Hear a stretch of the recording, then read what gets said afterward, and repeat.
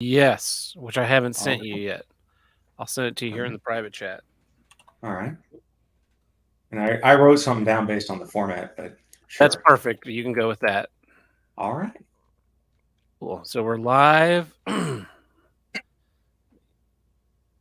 Reset that back to its original.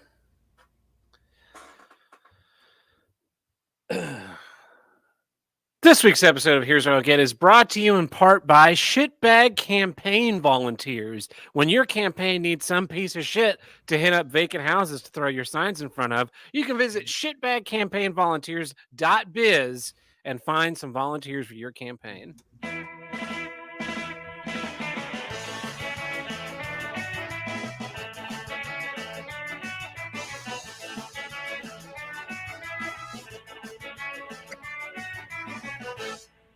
Hello and welcome back to Here's What I Don't Get, from north to south, east to west, the only formally interscholastic podcast to tackle all life's toughest issues and the longest consecutively running podcast on the See You Next Tuesday network. I'm your host, formerly East Coast Jay, and with me today, the man, the legend, the Sultan of Spite, Tab Burt, and sitting atop a throne of broken handles, Tim the Handlebreaker. Welcome back, everybody. Fun. Oh, that was a good one. Thank you. Most of the time, I write them for people, so it's nice to have someone come in all prepared. Didn't want to have a poor showing. So we've got Jay on the show this week. He's Spite producer requesting himself back on. Jay's been a frequent voicemailer to the show. Yep. We've had him on. You've sent many care packages to the show. So Oh yeah, those are always great. Longtime Thanks. friend of the show, and happy to have you on, even if it hadn't been for the Spite producer request. So Thanks, I appreciate it. Yeah, I wanted to do this earlier, but I was dumping most of my paychecks into rent, so I had to wait until I moved. I know how that is. It's just I'm now coming to you live from my basement bunker. I haven't yet come up with a name for this specific studio. Maybe the Dungeon Studios 2.0. Now with more chains. Yeah, I didn't find any chains in this one yet, so I don't know if it's Ah. really a dungeon studio. But if you're watching on the YouTube feed, I'm in front of just a stone masonry wall, and I'm completely flat lit because all I have is this one softbox. So Well, it's better than the lock we found at Todd's that once. It was. oh yeah, Do you remember that? I We do. found a lock at Todd's Wait, place once. That was it was like a key. It was like a number pad key lock for a door on the outside, and then on the inside there were clearly scratch marks. Yeah, and the mechanism to lock and unlock the door had been completely disabled, so it only worked via the keypad from the outside, meaning that lock was meant to lock someone in something, not keep someone out of something. so there was no like panic button, emergency release, no actual Nope. like cylinder lock, nothing. Yeah, the little Wow. T handle you find on most of those Mhm. was completely just spun around, and then there were just scratch marks of like someone trying to claw that off of a door. Yeah, it was creepy. Creepy. But yeah. Tim, how's your week been? It's been hell. No fucking kidding. I mean the internet here has always been bad, but I mean it. I don't know what happened, but something went wrong, and then everything else went wrong on top of that. Like the internet went out, so we wow as we were recording, so we could record, and then as I was trying to fix it, like my audio system went out, my phone wasn't working. It was hell. It was a nightmare day. Like, Yeah. we literally sat down to do a mini-sode and a bonus episode on Monday, and then Mhm. Jay was going to join us that evening. We were going to do a regular episode, trying to play catch up, right? So we do the mini-sode, and we're having intermittent internet issues. Like Mhm. it's gonna be a pain in the ass to edit this episode, but we kind of push through the mini-sode. Then we get to the bonus episode time, and like every third word out of Tim's mouth is just completely lost to the internet gods. I can't understand what he's saying. We have no back and forth. It was truly awful. Like that those files are just going to be deleted. Like, that is an aborted episode. Yep. And so then Jay joined us that evening. Like we thought we could get a stable enough connection, and we just couldn't get Tim on. So we had to push back to today, Wednesday, when we're recording.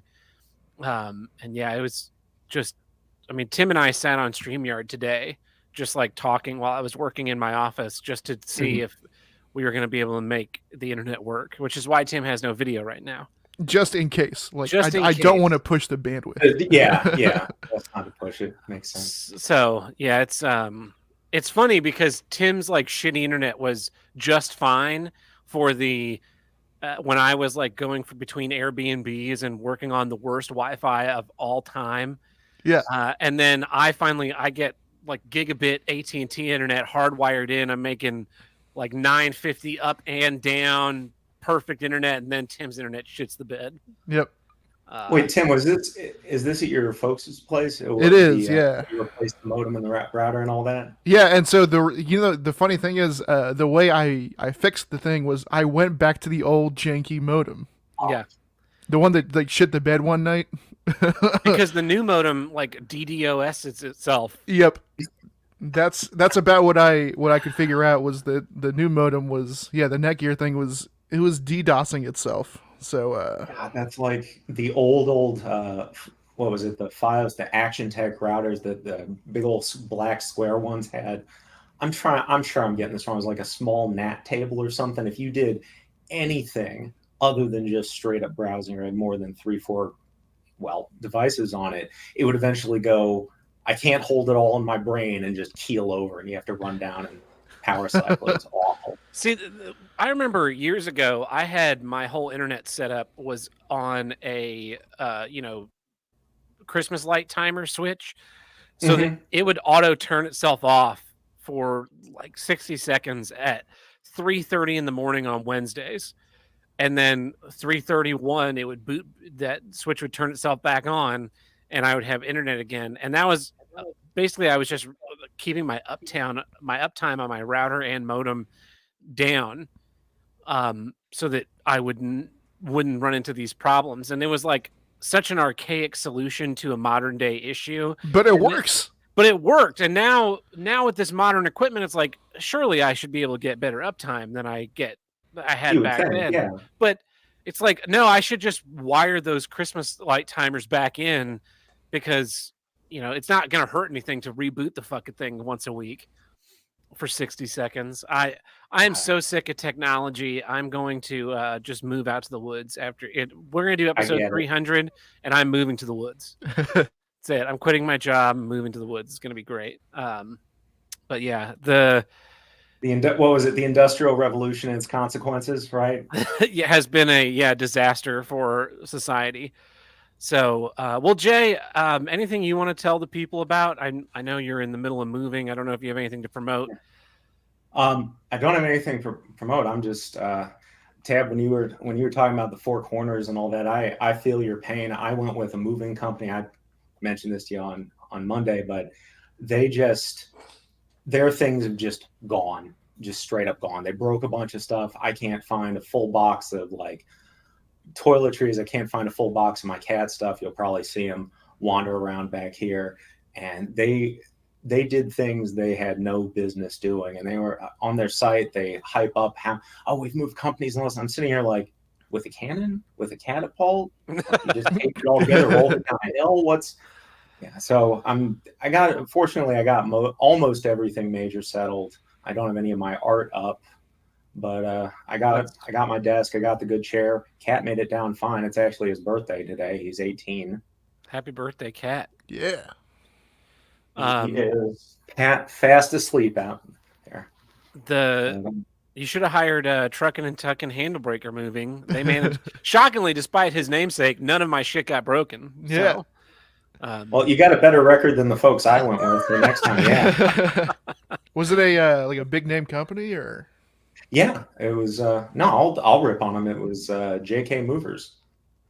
That's the first name that came up in yeah. Just kidding. We're breaking all your shit.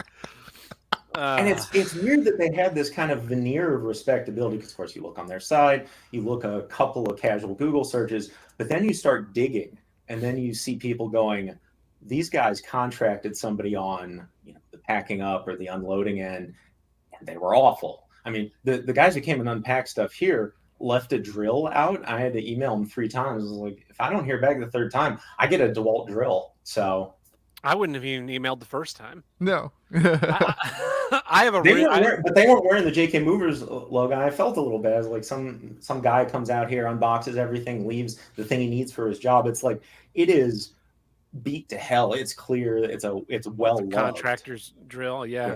I have this weird contractors always leave shit behind whenever they do stuff for me. Like the apartment I used to live in, I had this leak above the sink or above the shower, and they came and patched it I don't know how many times, and they kept leaving like cans of paint and tools in my bathroom, and I just kept them. And then I started this new job, and my office had flooded before I started, and they had like torn off all of that rubber molding that they put in businesses. And so they had torn that all off when they checked for the water damage, and they just never put it back on. And so finally facilities came and put the stuff back on, but they managed to get outside of my office before they set all of their like Super 55 spray and tape down on a desk outside my office. And I walked up to my office one morning and I looked at it and I was like, oh, they fixed my baseboard finally. And I opened up the door, and sure enough, all my shit's been like pulled away from the walls so they could fix the baseboards. And then they were like, that's good enough. So I have a can of Super 77 spray that's now mine, since I had to move my own shit back where it went.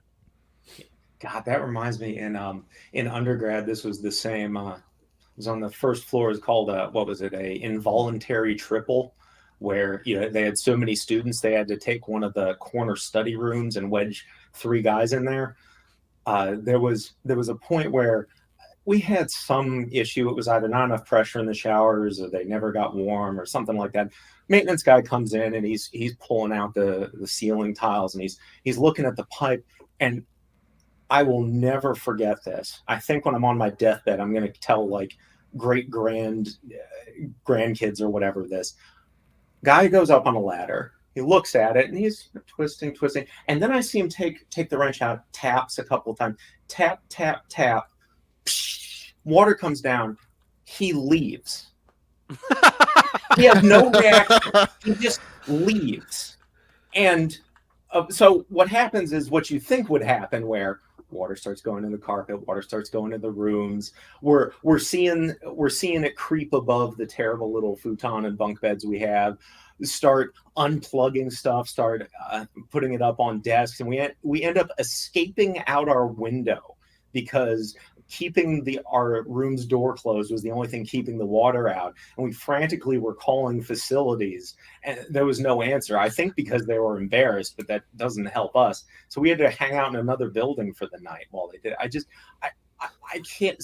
I keep trying to think of the guy's thought process of in what situation was that good. I mean, I understand panicking. I understand going, I need help, but just going, yeah, that's about right. I mean, there's water. It's going the right direction, and just leaves. What? Hey, that guy, he quit. Yeah. He was like, I'm done. Not fixing another pipe in this godforsaken place. That's funny. Of course not. That's how like my dorm room got flooded. Oh, water yeah. Pipe in the ceiling. Yeah. Plumbing sucks, but someone's got to do it. That's your job. So anyway, well, let's get in some issues this week. Tim, what's your first issue? Here's what I don't get. Holding the joke too long. Tab and I were talking. We were talking a little bit earlier. I said that I saw the new Thor movie, and you said you had watched some reviews about it. And one of the I thought it was fine. But one of the things I was thinking about while I was watching it was, so the last Thor movie was like a solid 95 minutes, I think. I mean, I might be wrong, but at least it felt like that. This is why doing the show via the internet is bad, because he's just got a computer there. He's going to Google this right now. I'm not. So the new Thor movie is actually shorter than Thor Ragnarok. One? It's shorter than the last one, but it doesn't feel like it. It feels 30 minutes longer. Holy because shit. because they do this thing that is like it's pervasive now. It's modern comedy. It's modern everything, where um, because audiences are stupid now, and they know that audiences are stupid, they have to like really drive the point home. And this goes with jokes. This goes with like emotional moments. Everything. It seems like everything these days is just like you're beating a dead horse over and over and over to get a point across, um, because they know that audiences are dumb, and audiences for the most part are dumb. Um, Yeah. but for the people that aren't, it really sucks. Yeah, the Paul Feig style comedy. There's that, right? The Paul Feig style, like, shoot 50 takes like a shotgun, right, and cut up the quote unquote the best of it. Yeah. Uh, Take the best jokes with no regard to like what the function of the scene is supposed to be, mm-hmm. and just jam all the ones in there and fill up time. And it doesn't matter if it undermines any like emotional heft, right? No. Yeah. So that's one end of the spectrum, and then the other end of the spectrum is this like just beating over the head of the joke. I remember the first time I thought about this was when I saw that last Spider-Man movie, and spoiler alert, Aunt May dies. Marissa Tomei. Yeah, Holy I know you shit. were blackout drunk by the time that happens in the movie. I'm shocked. But like her death scene, I'm in my mind as I was watching, I'm comparing it to watching the Uncle Ben death scenes in the other movies, and it was just like They couldn't kill Uncle Ben in this franchise, so they killed Aunt May. yeah. It seemed like 3, 4, 5 times too long. See, this is like one of my favorite movies of all time, The Lady Killers. I feel like it's very underappreciated. And there's a joke in The Lady Killers that is almost too brief. The first time you watch the movie, you almost don't get it. Where so our heroes have been caught red-handed stealing money from the bandit queen. It's all over the basement, and Miss Munson is hosting tea that day so that everything's gone to shit. Yeah.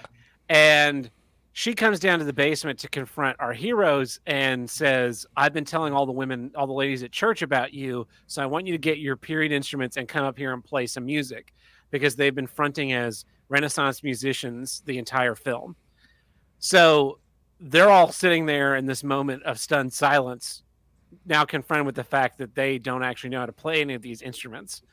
And they come up from the basement, and Tom Hanks's character, Professor Dorr, is able to convince the ladies that they can't play because one of their members is at work.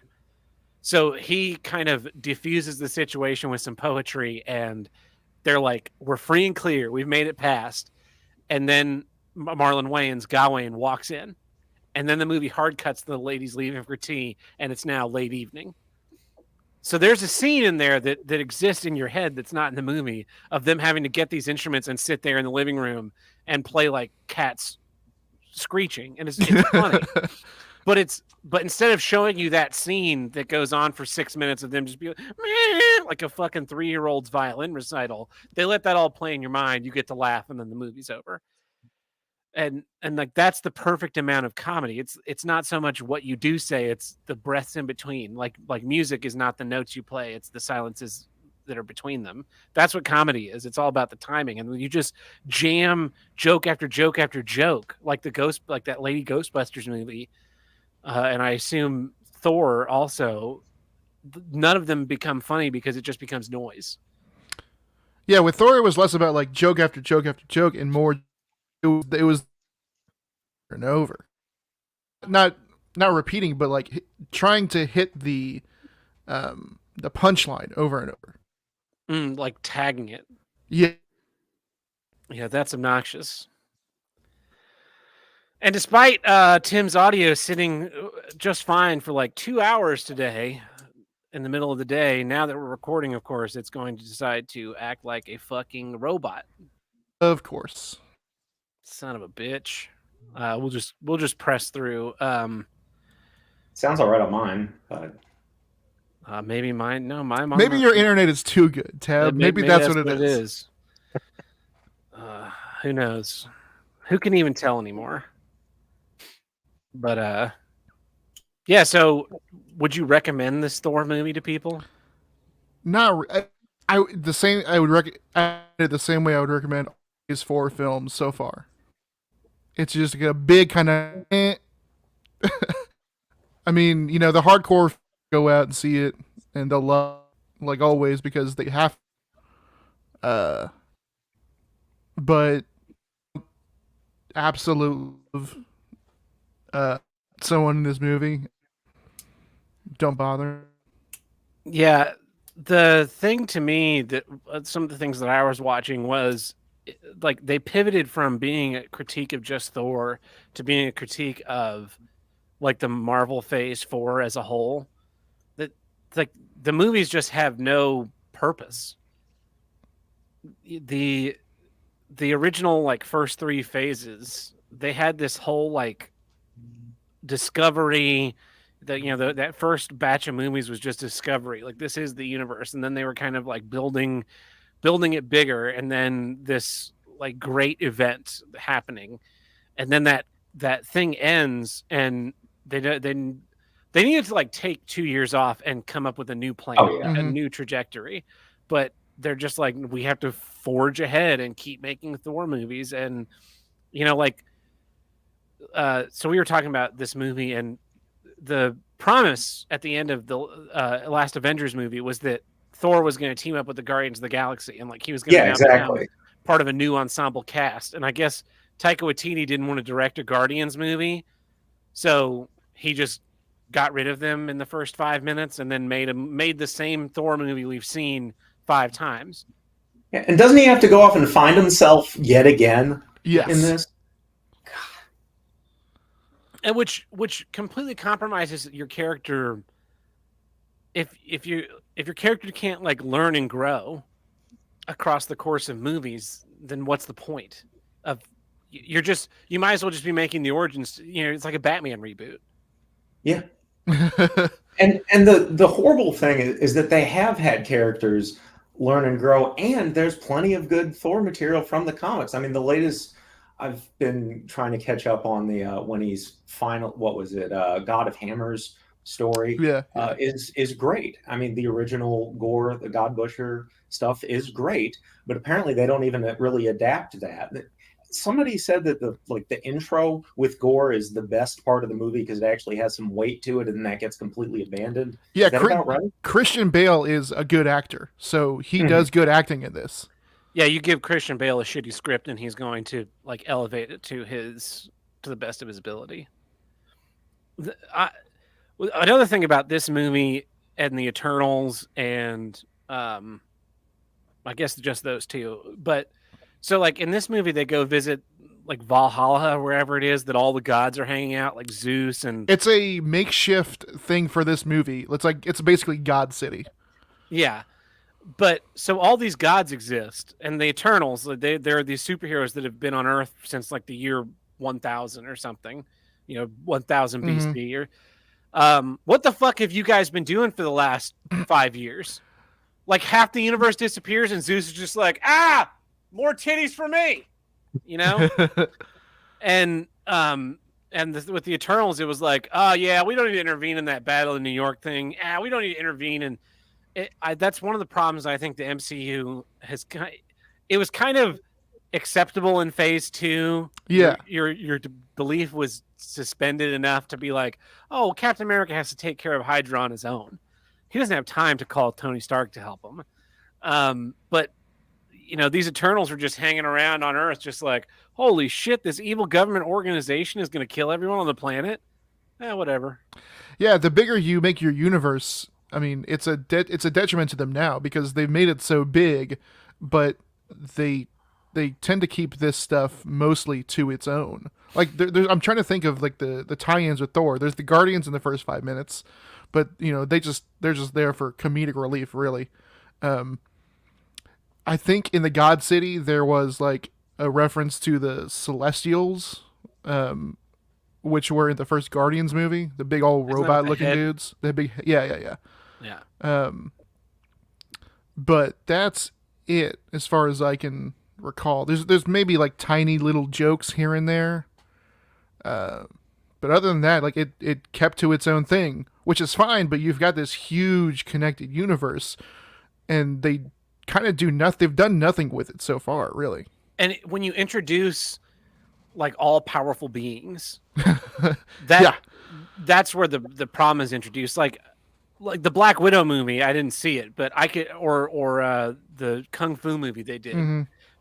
Those were both like kind of small scaled things. And I guess this was small scale enough too, in that all Gore is trying to do is kill the gods, like, and who gives a shit. But when you go like, oh yeah, there's a whole city where like every god that's ever existed is real and exists, and so like so Zeus came to Earth, guided the ancient Greeks, and then fucked off, and the Romans came along, like Roman gods came down, and were like, oh hey, now you're gonna call us these names, and then they're just like, we're tired of like taking care of Earth. Let's go. There's so many implications in this movie of just like how the universe is hopelessly broken. Yeah. And I mean, to be fair, Zeus in mythology is kind of a piece of shit, but that only excuses him for this, not anybody else. One of the things that gets me about this is that people are already going around, well, Gore being around means that the Necro sword is there, Yep. and then Null's going to be king. Null and Venom, you guys have seen this before. They take the title of something, they're not going to adapt it, they're not even going to adapt the part you want, and then you're going to be sad in a couple of years. Just the MCU has made that kind of its benefit in that they can harvest from the comics and then make their own thing, kind of, and that they're not tied to all that continuity. But at the same time, you have to like build your own continuity, and that's what Thor has kind of like. Ragnarok, everybody liked it when it came out, and I was, I thought it was fine, but it kind of bothered me that like they took the Warriors 3, who were kind of an integral part of the first two films, and just fucking wiped them out in 5 minutes. And not only that, I think so. Here's my guess. I think Taika Waititi doesn't like those characters because in this movie, there's like a quick recap in the beginning, and they show like how like killing the Warriors 3, and Korg's doing the voiceover, and he's like, "Oh, those dudes, whoever they are, died." Yeah, it's very like off. Like it's almost a diss. Yeah, and that's Taika Waititi voicing that character too. Yeah. So it's and that was, I went down this whole rabbit hole of watching reviews of this movie, just coincidentally, and there was like people interviewing with him, and he talked about how he made this movie to be against Thor fans, and it was just like this. It's this hubris in Hollywood of making content that is confrontational with the people you're trying to. You should be theoretically trying to court. That was. I've told this story before, but Tim is a Guardians of the Galaxy fan of the comics. Yeah. And when the Guardians of the Galaxy came out, I was like, I'll watch that because it's a Marvel movie. But I was more willing to watch it because Tim was like, oh, this looks good. And it was a good movie. It was enjoyable. And I was like, I understand why you like these characters. But Tim liking it first is why I was even pushed to be interested in it. Yeah. That's your brand ambassador. So when you take a character like Thor and you just kind of abandon the people that already like the character in pursuit of new people, the same things happen with Star Trek and Star Wars now, and it's just embarrassing.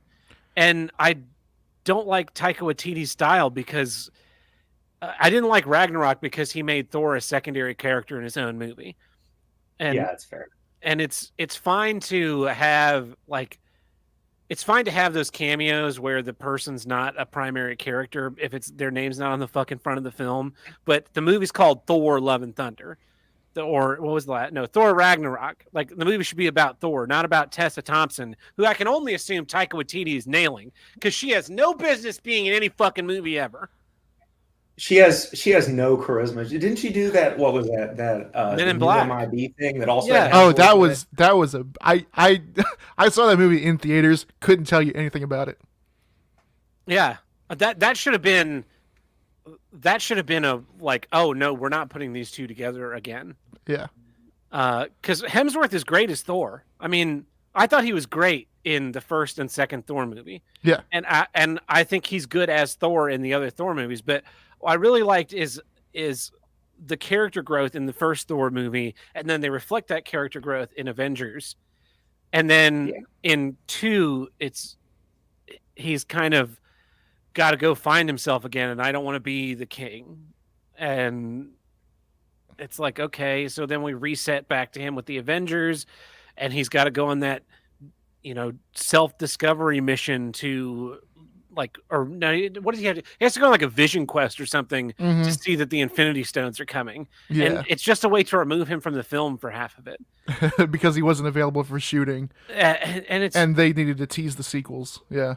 and so then they've just kind of just keep dropping him in generic movies where he doesn't do anything. Yeah. Yeah, I'm not going to see this movie, and I think at this point I will have seen none of Marvel Phase 4. Yeah, same here. I mean, like you were saying, just the open contempt for the audience. I mean, I went through. I sat down and watched Obi-Wan with a friend, and it was fine. I mean, I thought there were some good moments. There were some good ideas, similar to Hemsworth. I think. Why? And then my brain just completely. Ewan McGregor, thank you. Like, definitely showed up and has a deep love for this whole thing, but it's just they tried to do thing. There were half-baked ideas in it, but then if you even mildly critique the half-baked ideas, like, gee, maybe this one character who's been an insufferable bitch for the whole thing suddenly turns good and now all's forgiven. They go, well, you just don't like the actress, you just don't like the first. I was like, no, I don't like the poor storytelling. Yeah. And then after seeing that, I turned around and I watched, there's a fan film that's, I don't know, 13 minutes long called Kenobi that came out 2012, 2014, maybe a little later.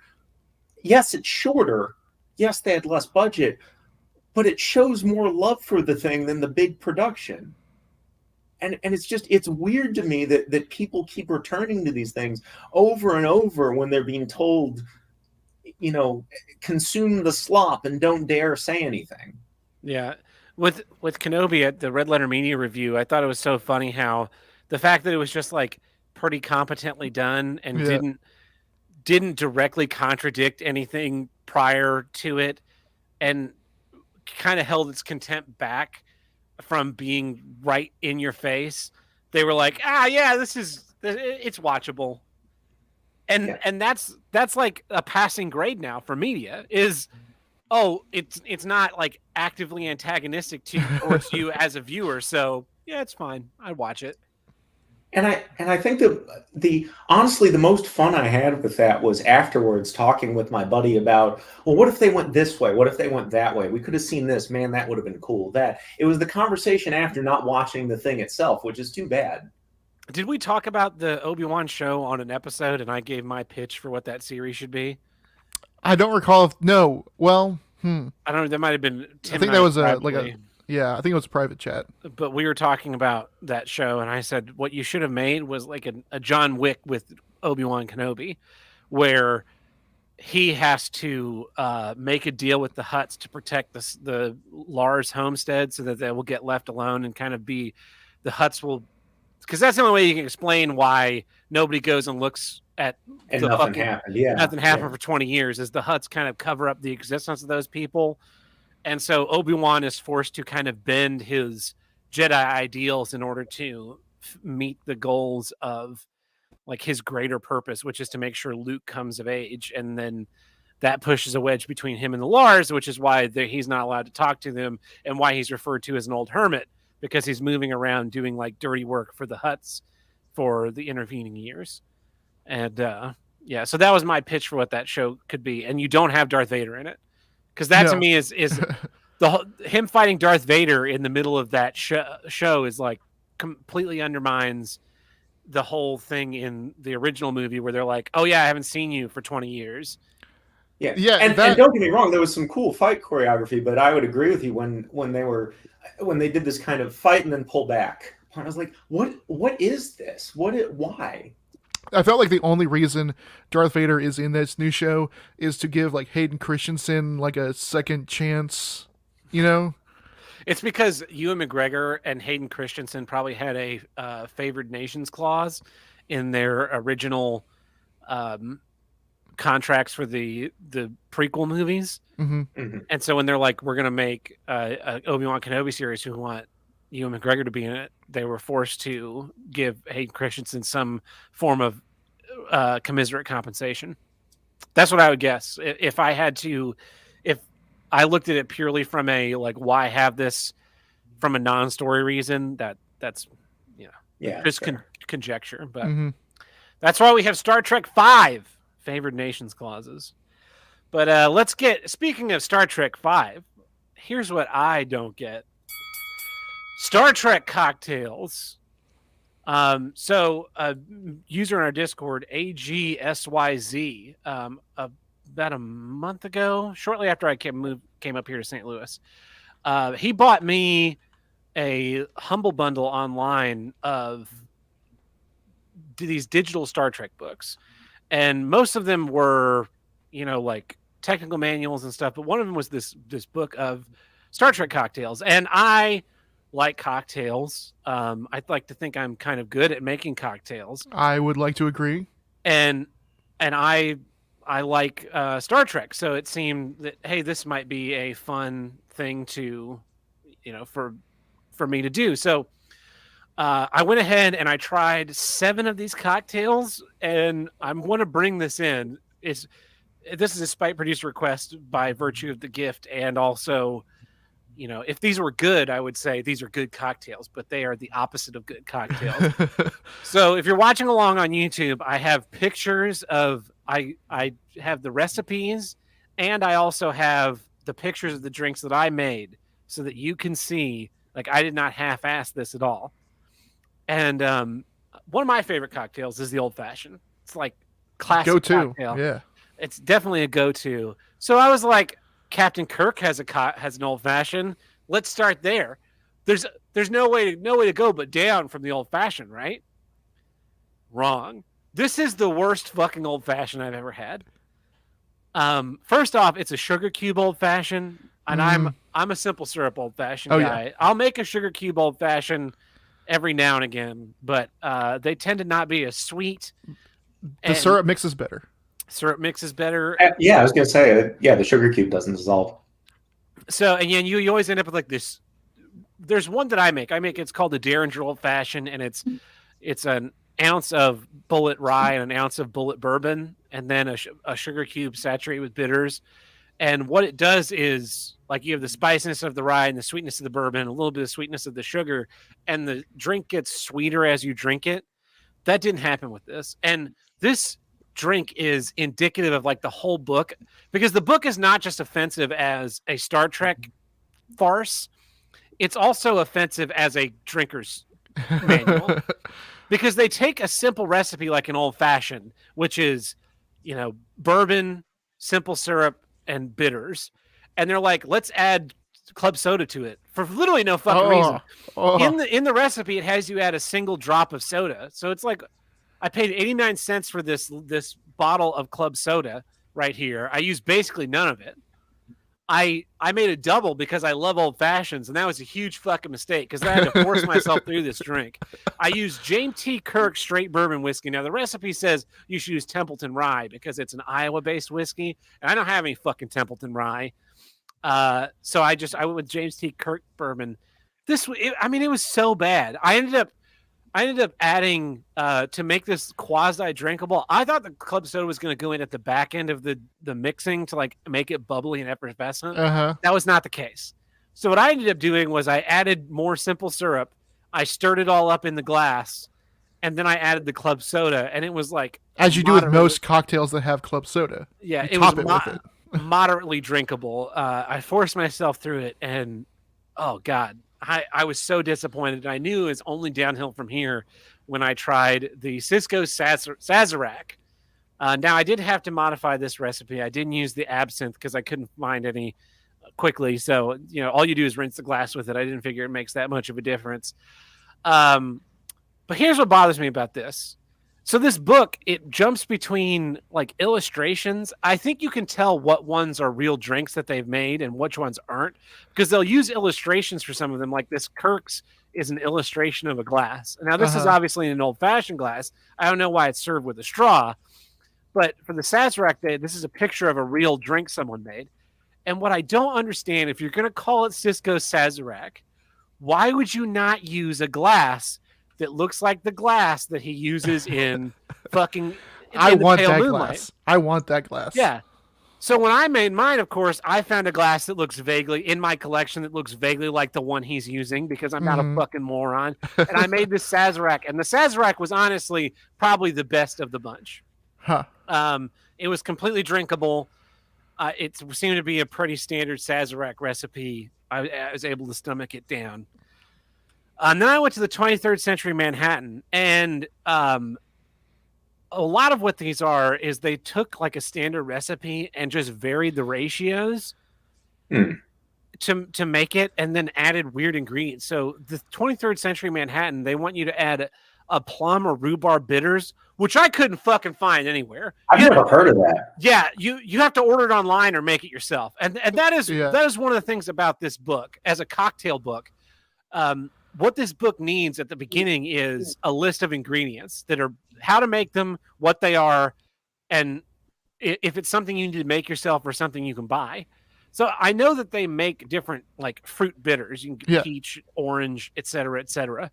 So, but I'd have to go order these online. And as Tim discovered last year, when you try, you usually can't buy a single random fruit bitters. Nope. It's usually in a pack of random garbage bitters. Like celery. Yeah.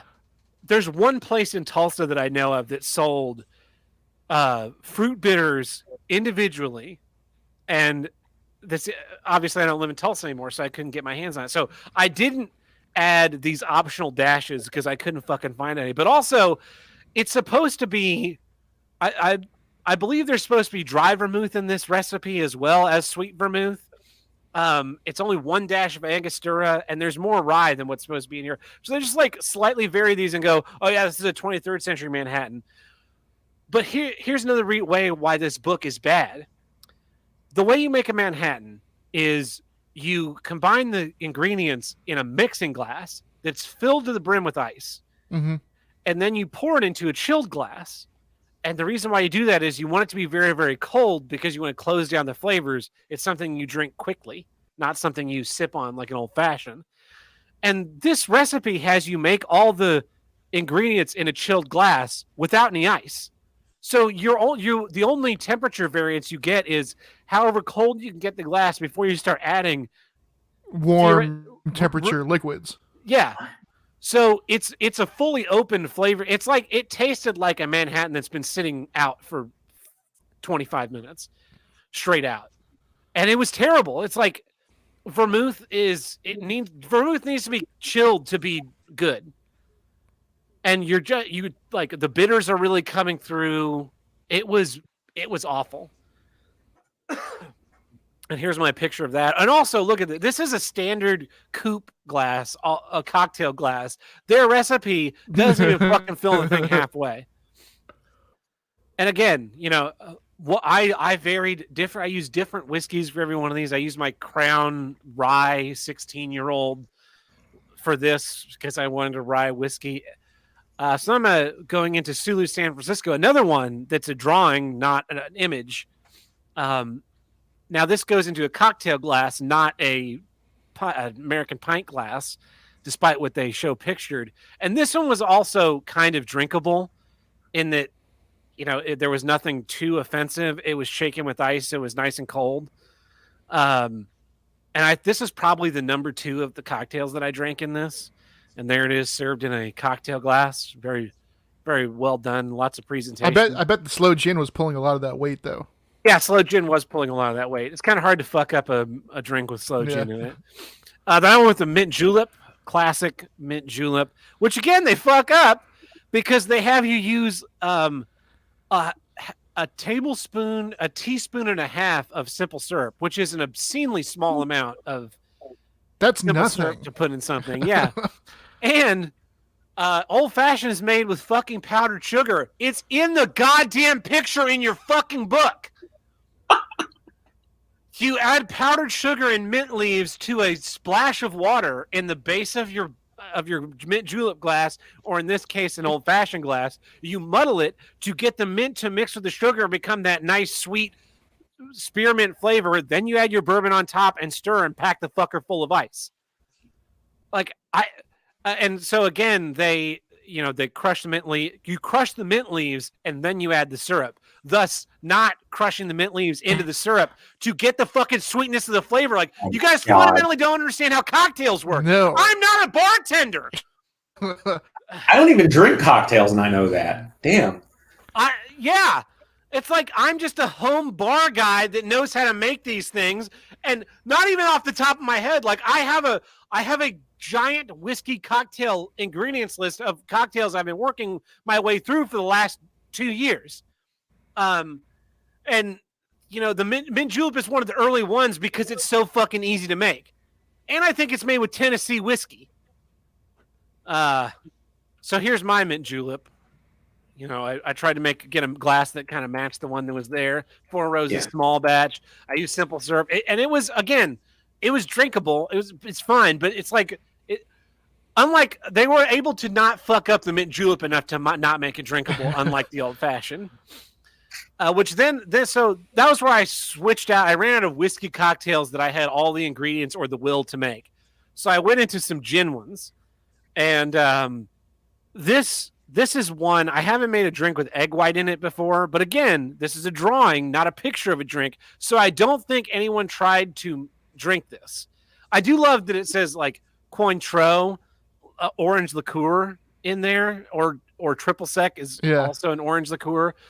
Like, they want to make sure you have those kinds of details, and that's an important thing to remember, because in a moment I will get to why more reasons why this book is just terrible. Now, this is just a martini. This is just a gin martini with Cointreau and egg white. I don't even think I finished this. It was super okay for a gin drink. Yeah. I'd much rather have a Vesper if I'm going to drink a gin drink, because at least I get hammered on those very quickly. So I went to the Borg Queen. And again, this is a drawing, so I don't think anyone tried this. No. Because... So this drink has you muddle a pineapple in the bottom of your cocktail shaker, which all that does is release the pineapple juice. Yeah. Which makes you wonder, and then you strain all that out. So why not just add a half an ounce of pineapple juice? And I'm save a step, yeah. This is a pineapple martini.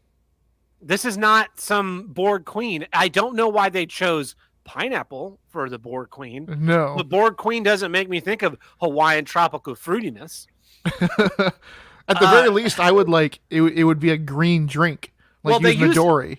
Yeah, they had a bunch of green drinks, but they were either Vulcan or Romulan or Klingon. Like, there were a bunch of green drinks in this book. But is there not a recipe for blood wine in here? No, there's no blood wine. There's no Romulan ale. There's nothing that you would think there should be. Like, I have a list of specifically Star Trek drinks in my cocktail list. Sumerian Sunset, Romulan Ale Fizz, Plomeek Tea, Prime Directive, Rasikian Flute, Stovacor, Where No Man Has Gone Before, Guinan's Negroni. There's like a what's the Klingon coffee? Why can I not think of this word? Ractigino. It's like a Ractigino Irish coffee. None of those are in this book, which shocks me. And then you have drinks like this, which are at best mediocre.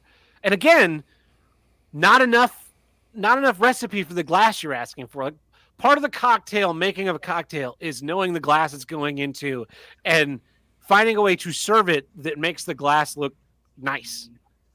If your glass is half empty, this is as a bartender, right? If I'm charging you $8 a drink for this nice mixed drink or more, and I serve you a coup glass that is half empty, you're gonna be like, "What the fuck?" Mm-hmm. Like, my favorite bar in Tulsa, they served this same glassware, a Manhattan, that was to the brim, 2 Luxardo cherries on a skewer resting on the edge of the cup. So you could tell you were getting your money's worth because the recipe was made to fill the glasses it's in. And this is a standard size glass. Fucking pisses me off. So that now the rest of these are not recipes that I tried, but it just goes to show how terrible this book is. So this is Uncle Chekhov's Vanya, or this is Chekhov's Uncle Vanya, which is just a blackberry vodka drink. And it has gome syrup, which is a rich simple syrup, which is 2-to-1 sugar and water with gum Arabic mixed in. Makes it like a thicker syrup. Yeah. So this recipe is in the first chapter of the book, and it has gome syrup in it. Now, I just kind of scrolled through, and I chose not to do some of these because I was like, I don't have gome syrup. But then I noticed when I was going back through, this one tells you what it is. But the others later in the book don't tell you what's gome syrup. So it's like you need to pick one, which is why I think the beginning of the book needs to have, these are all the ingredients that this book uses. Now you can check off which ones you have so you have an idea of like what kind of things you'll be able to make. This one pisses me off. This is a Live Long and Prosper. It is 1 1/4 fluid ounces of tequila, 2 tablespoons of grapefruit juice, 2 tablespoons of raspberry syrup, and 1.5 ounces of soda water. And then there's additionally a bottle of homemade Trixie and bubble juice. Now, Tim, have you seen Trixie and bubble juice at the liquor stores?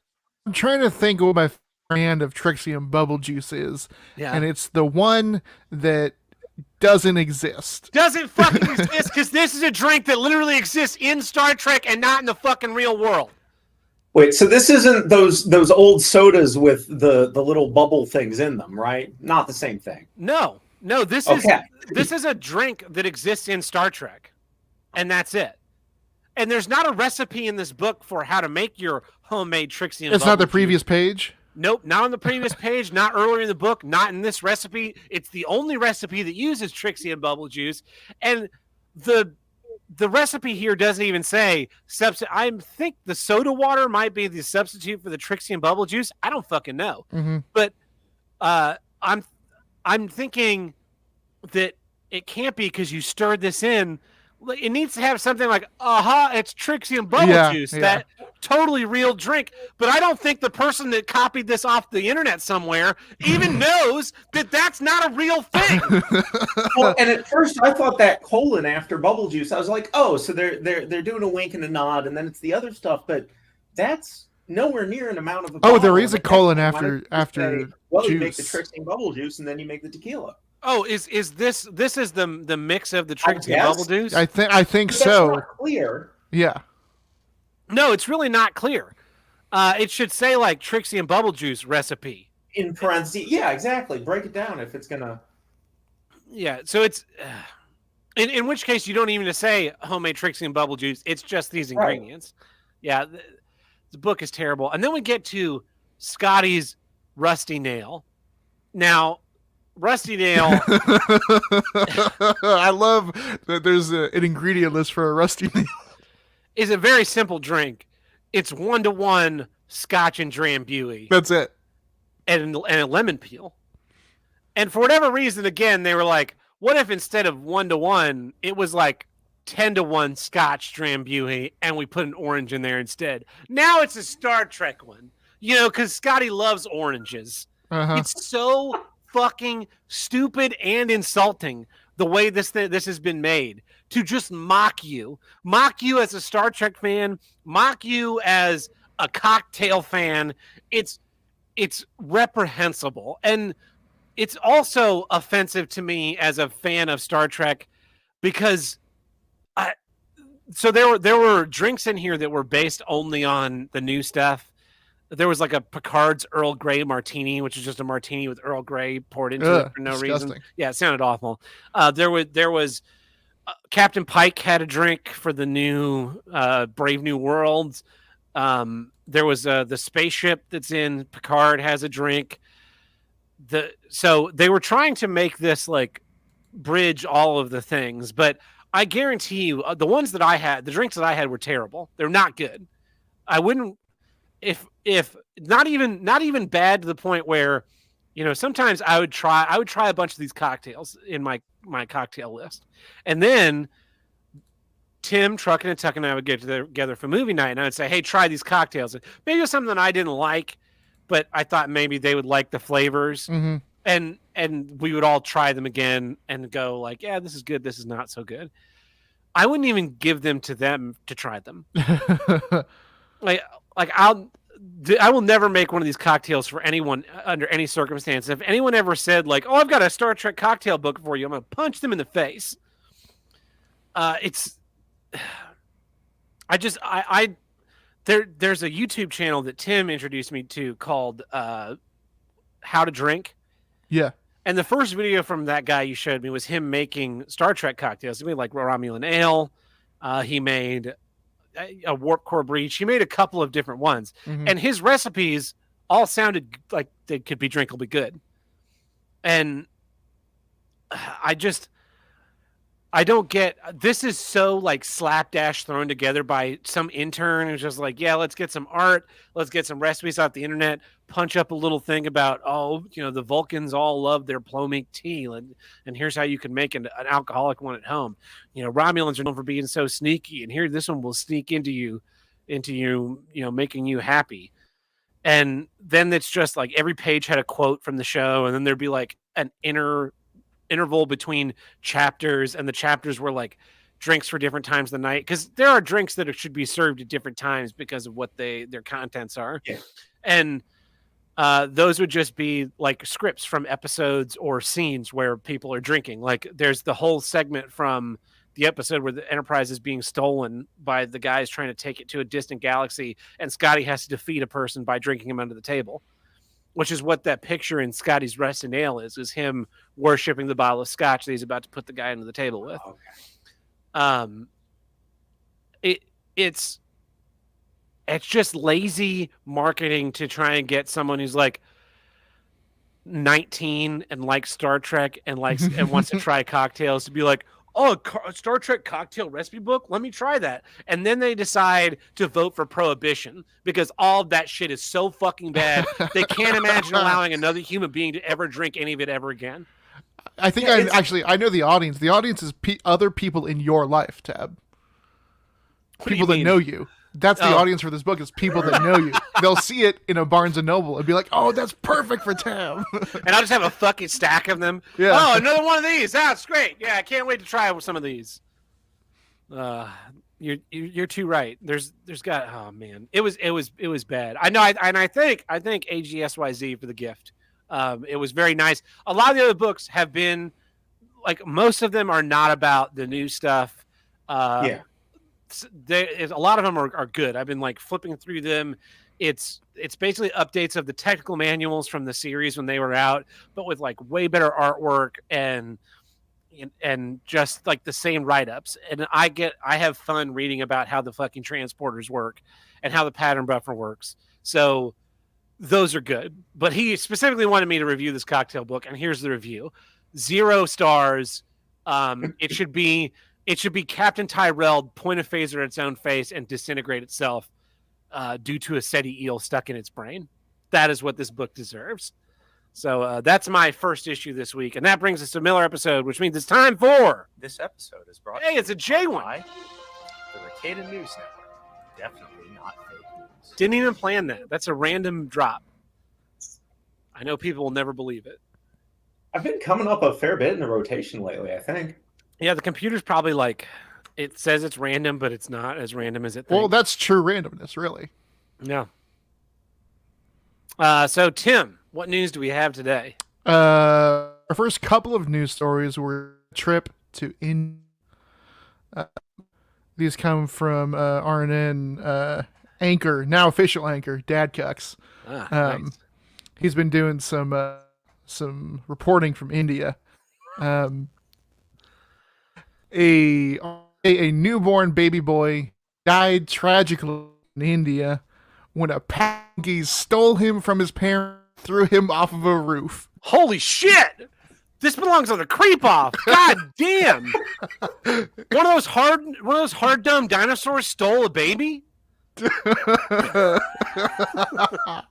a good joke. Thank you. Yeah, so Because I wouldn't want to think that Packy's like a racial term referring to someone from a specific country. That would be wrong. yeah, so according to reports, the family was standing on their third floor roof terrace, man, wife, and child, when a pack of monkeys landed on the roof and surrounded them. The husband tried to run away with the 4-month-old when he unfortunately dropped the baby. One of the monkeys quickly grabbed it before he could pick it up and then proceeded to throw the kid over the side of the house. Holy shit. Fuck monkeys, man. Yeah, Biggest problem, vote him up.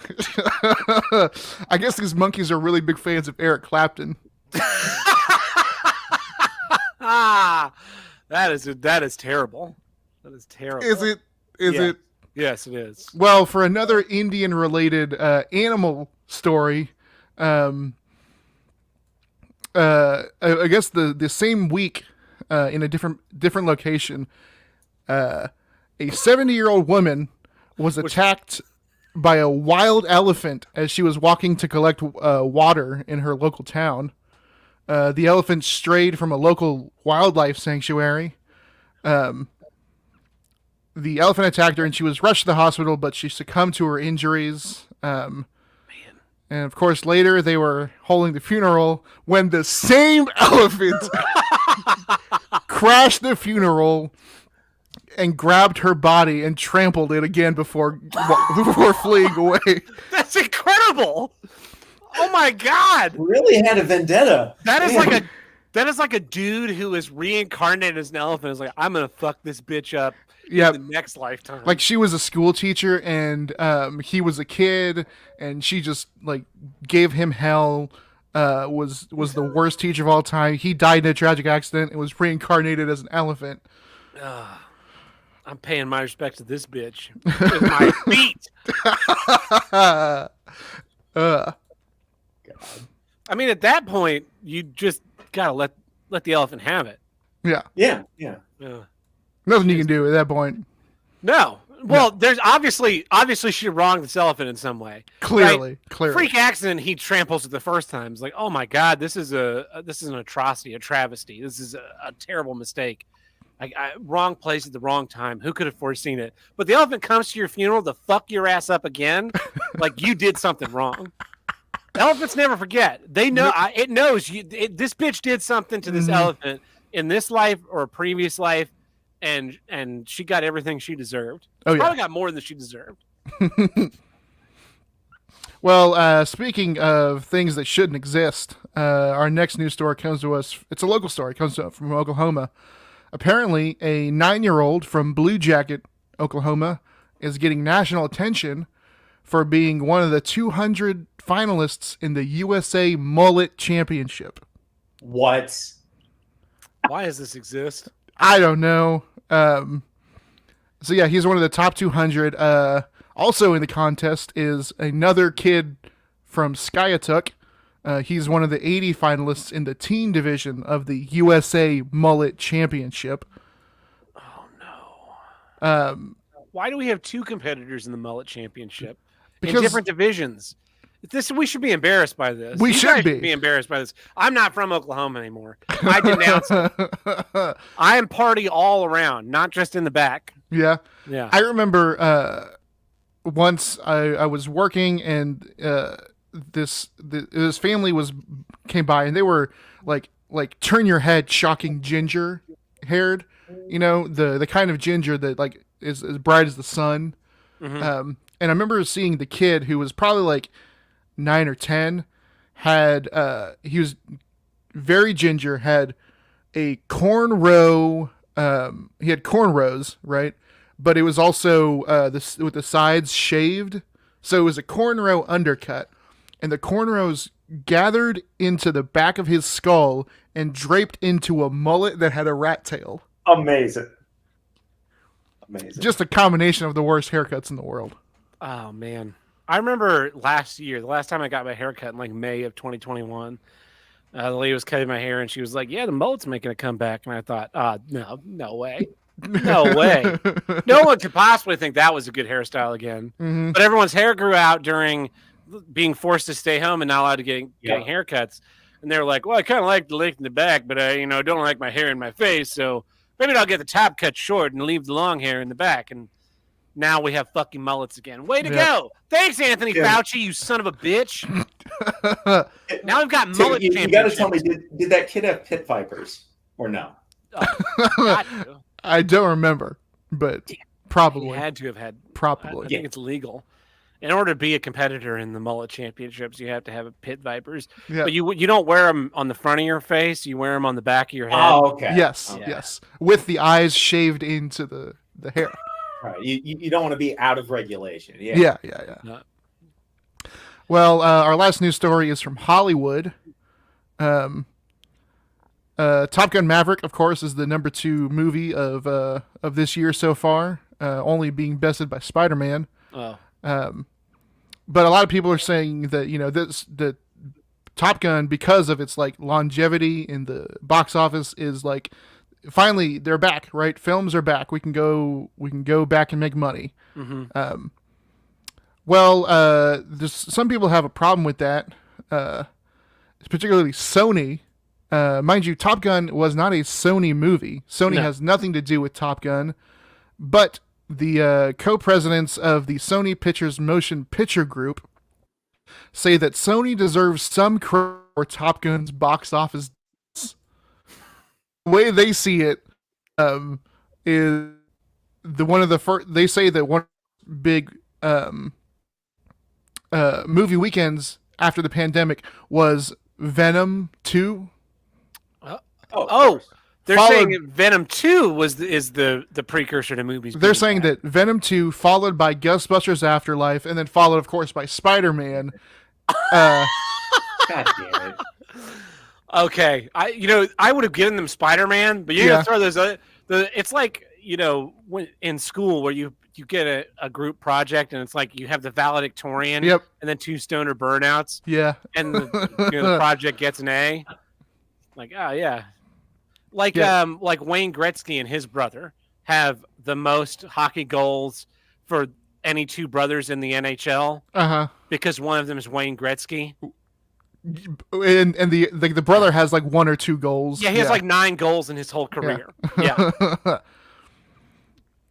So these two guys are saying, our shitty movies paved the way for Top Gun. I think Top Gun being like a competently well done movie where there's a plot and characters and arcs and things has a lot more to do than the fact that like Spider-Man was in theaters. I think so too. I think that even dumb audiences realize that either they realize that or they realize that there's something about this movie that makes it good. Yeah. I'm not going to see it, but everything I have not heard anyone say any criticism of the movie that it's bad. Yeah. It was way better than I expected. It's like a sequel to a movie that old, but no, it was legitimately fun. Yeah, I mean, it has a lot. In my mind, it has a lot of stacked against it as far as it's a late in life sequel. It's you've got Tom Cruise, but they made something that is worth seeing. Spider-Man, was a huge movie, but it's a Marvel movie at this point. It's Spider-Man. He's the biggest superhero of all time. Yeah. So anyway, well, is that it for the news? It is. Well, this has been the Ricky News Network. Definitely not fake news. And that takes care of our legal obligations this week, Tim. But it doesn't take care of what? Saying thank you to us for paving the way to getting movies back into theaters. Because we saw Sonic before the pandemic, and really, if you think about it, that was a precursor to movies leaving and coming back. So you're welcome, everyone. And if you want to help us with that project, you can visit us at patreon.com/HWIDG, which stands for Here's What I Don't Get, which is the name of the show. And over there, we have 5 tiers. We have the $1 tier, which gets you early access to each week's episode, plus our monthly minisodes. We have our $2 tier. We throw the random bits and bobs we do now and again. We have our $5 tier. We do a monthly bonus episodes. Here's What I Do Get, which we just aborted one this week. Unfortunately, abortion is illegal in the state that I live in and the state that Tim lives in. Come So catch us. We're going to federal pound you in the ass prison now. So the show is actually going to end this week on account of that late term abortion, as the podcast was already in process of being recorded before it was aborted. So, tough luck. We have our $10 tier. We do our monthly movie commentaries where you, the fan, submit a film. You vote on what film we watch, and we watch and record a feature-length commentary. And then finally, we have our $50 Spite Producer tier where you get a say in the show. You can ask for a special guest. You can ban people from the Discord. You can limit voicemailers. You can make yourself a guest in the show like Jay has. You can ask for a special issue, special bonus content, anything that your heart desires. We will try our utmost to fulfill. And we want to say thank you to all our patrons, big and small. We would not be doing the show without you. And we've been doing the show for 6 years, all thanks to your generosity. So thank you so much, everyone who's ever supported the show, be it $1 or $500, as some people have probably contributed at this point. Yeah. So anyway, well, let's get into some issues, Jay. What is your issue this week? Sure. Here's what I don't get. No higher authority. I know this is almost the opposite of something I called in a while ago about people not meeting you at your level, but I know when I'm out of my depth and I need help. I have an eGPU for my laptop. It's a little box, has a power supply, has a graphics card, connects the laptop by a Thunderbolt. I can watch movies out on the couch. I can play games out there. And then I don't have to deal with like the GeForce Steam Link nonsense. So my old one had problems to the point where I fought with Razer to get a refund for something they said couldn't possibly have problems. But then I got another one from a Chinesium company. It was called Mantiz, M-A-N-T-I-Z. But you know what? It had good reviews. It seemed like it would be a bit better. And I thought, hey, I switched these out. I tested it out. That's fine. No. After, I don't know, like 8 months, it starts freaking out on me. And so it starts randomly disconnecting, middle blue screen, laptop jet engine shuts off. So I go through all these hoops. I talk to Lenovo. I dig through forums. The support from Mantis is non-existent. I go through all these steps. I finally get it after doing something I shouldn't have had to do. 2 months later, the thing comes back, except none of the other fixes work. And everything I look at online loops back to things I've already tried. And at this point, I'd be willing to pay for help because I'm stumped. I have pages and pages of single-space notes, and it hasn't done shit. Mantis asked me if I had another laptop to test it with. I was like, guys, if I had that kind of money, why wouldn't I just get a new everything? I mean, I would pay for help. I would throw like $100 at somebody if they could just get it to work. And this isn't the only time I've had something like this. I know Tab's going to shit on me for owning a Honda. I don't care. I'm prepared for it. I love Honda. My motorcycle's a Honda. Okay. You were ripping on somebody in the Discord for Honda. Oh no, Carl and I have this fight about because my it's not all Honda. All right. Yeah. But I had this happened with my Insight. This has gone through about, let me see, 1, 2, 3, 4 phones, 3 versions of Android at this point, and now 2 cars where it'll drop Bluetooth.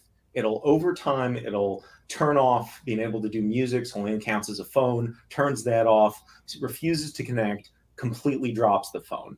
And I've done all the developer setting stuff. I basically, there's a point where you have to put the Konami code in with the shifter on the Accord to get it to reset the head unit for it to work.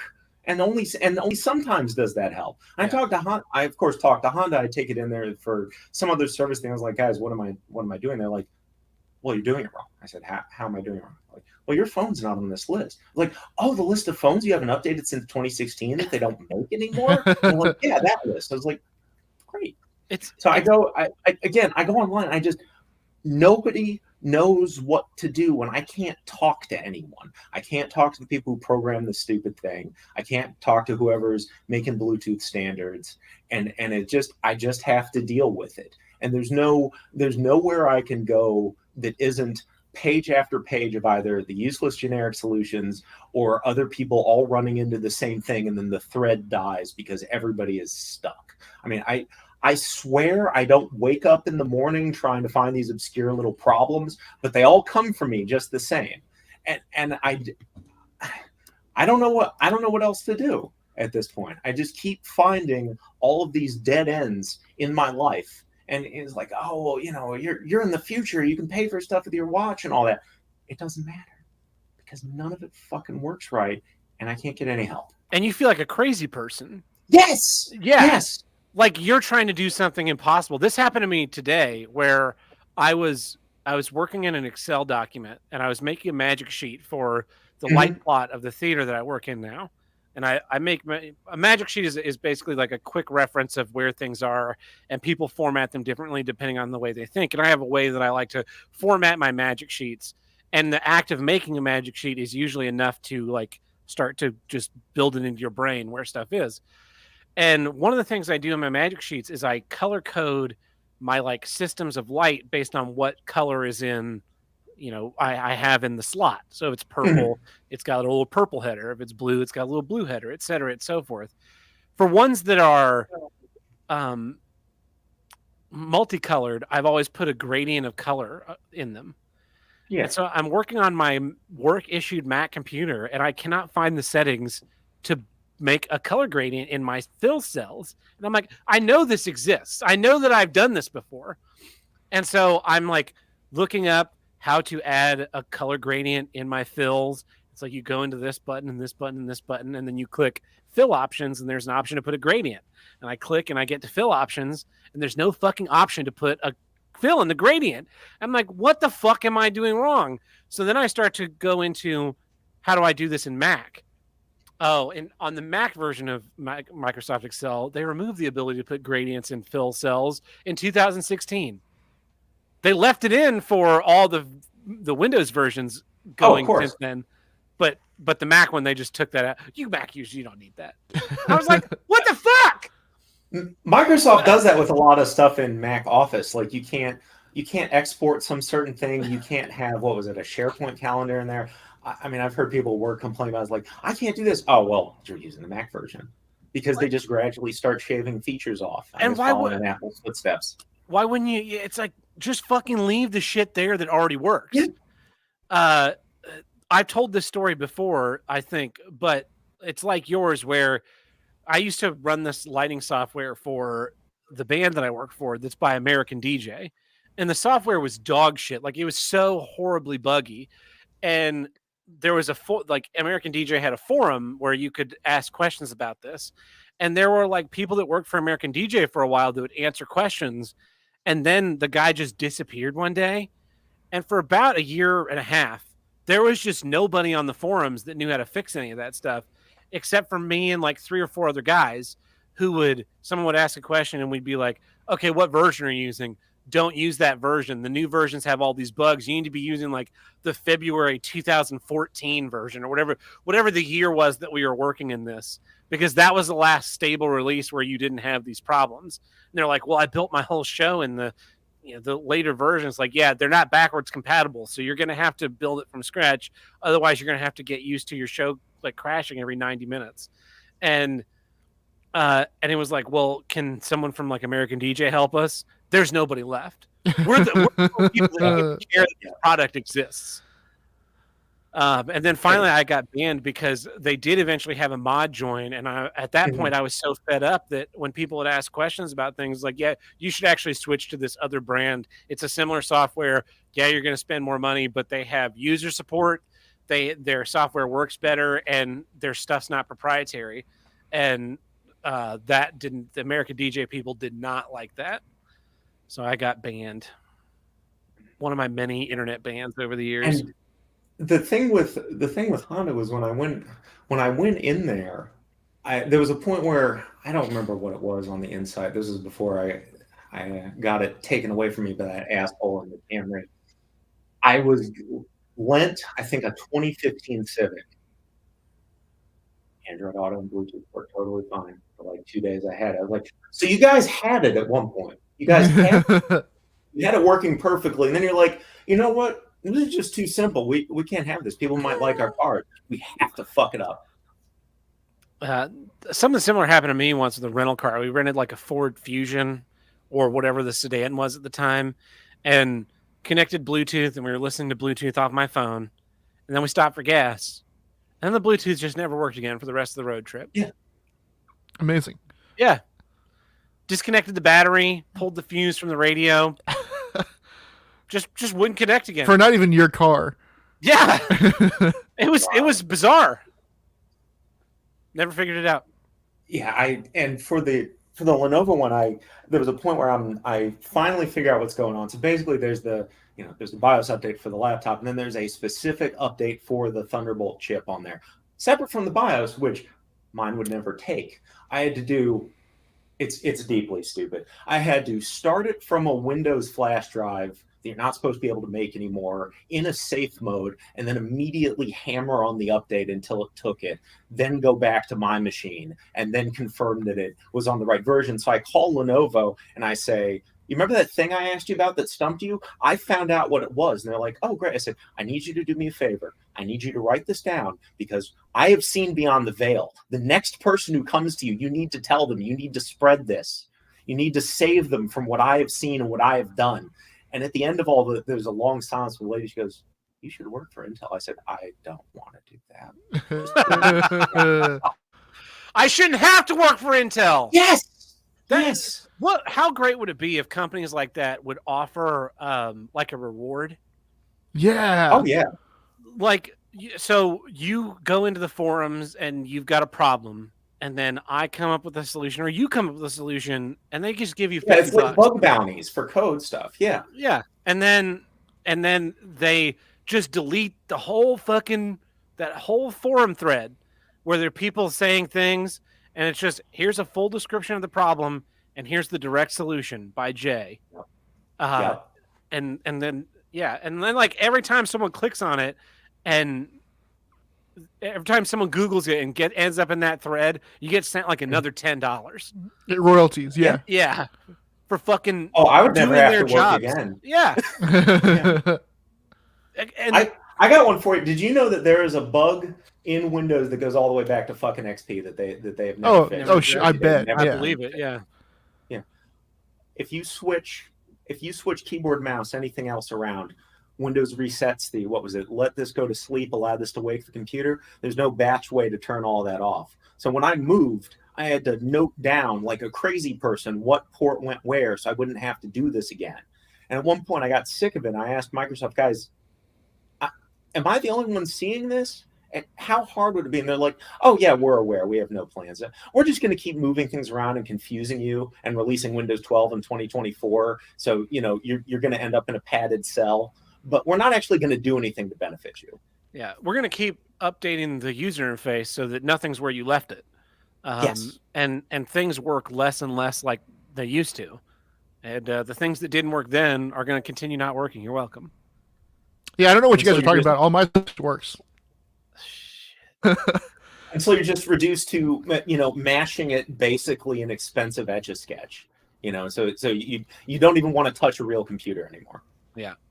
And then we get into Wally, I guess. Yeah. Yeah, it's because the other problem with a lot of this stuff is that it ends up not being worth your time. It's like, oh, this thing doesn't work, I guess forever.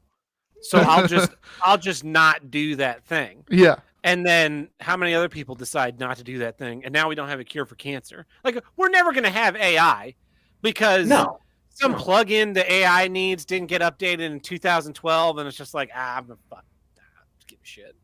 Speaking of AI, did you guys hear about the replica thing? The lady that made a replica for her boyfriend to fuck? Well, sort of.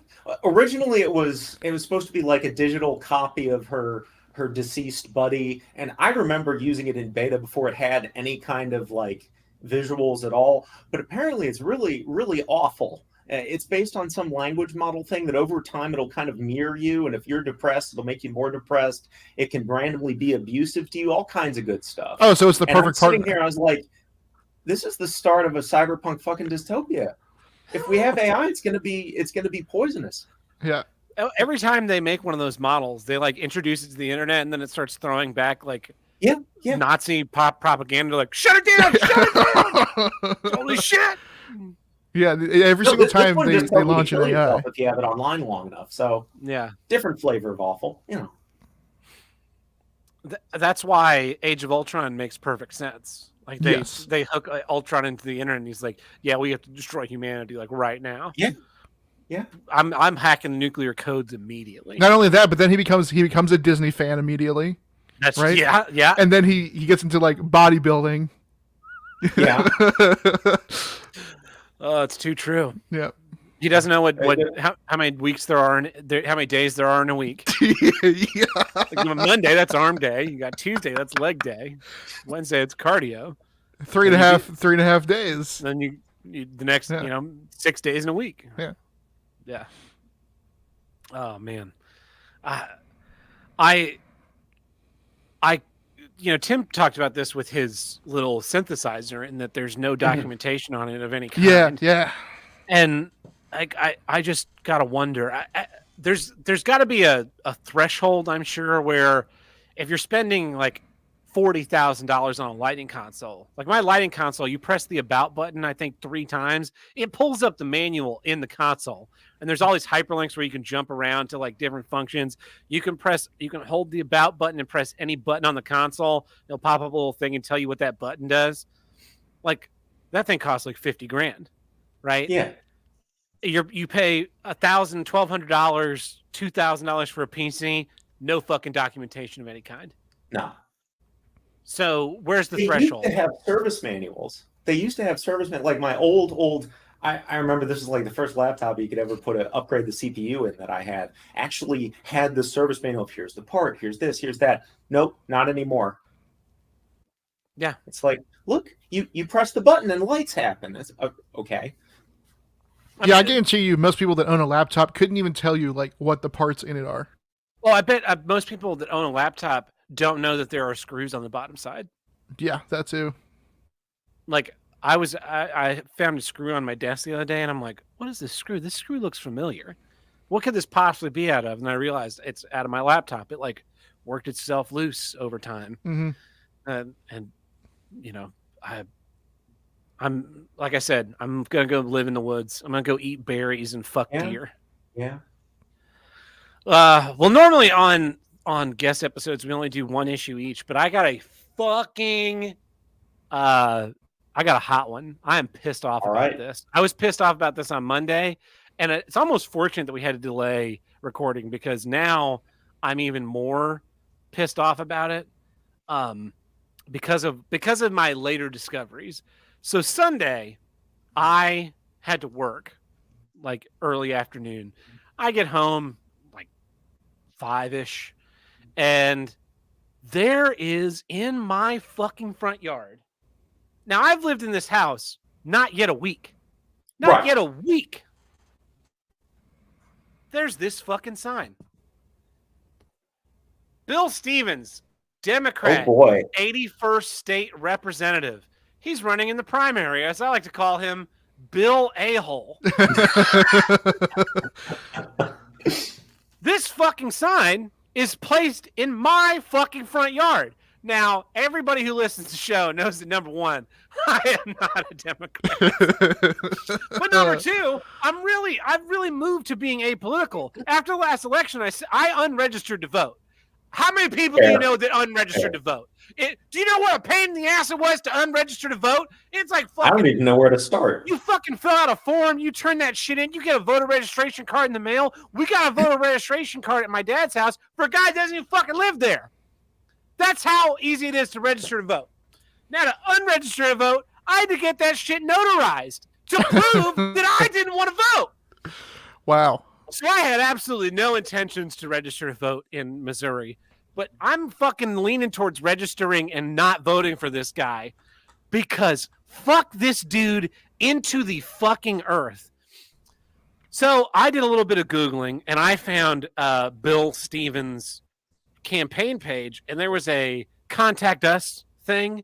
And now I will give him props for this. I filled out this form at probably like 5 or 6 in the night, and within half an hour I got a reply from Bill Stevens to That's pretty good. my email, which I was surprised. Now, my thing said, I'd like to know why one of your shitbag volunteers illegally placed a campaign in my yard without my permission. And I get this email back. Hey there! Exclamation point. Apologies that we accidentally placed a sign in your yard, which was unintentional. Accidentally and unintentional. Now, that's crazy to me because, like, what, were you just, like, walking down the street with a sign? You're like, oh, no, I'm falling and putting this sign in your yard. Oh, no other fucking signs on the street, mind you. Not one fucking sign on the street. That's what I was going to ask. It was like, it wasn't the whole street. No, just my yard. That's what pissed me off the most. And it's illegal to put campaign signs on someone else's property without their permission. Did someone come knock on the door and ask if I wanted the fucking Bill Stevens sign in my front yard? I fucking think not. So, we place signs based on signups, so it may be a typo that occurred. Thus is nothing more than a simple mistake without any intentional malice. So you're referring to my volunteers and campaign staff as, quote, shitbags, unquote, is wholly unnecessary. My apologies again for the mix-up. I would be happy to come retrieve the sign, or you are welcome to dispose of it as you see fit. Have a splendid evening, Bill Stevens.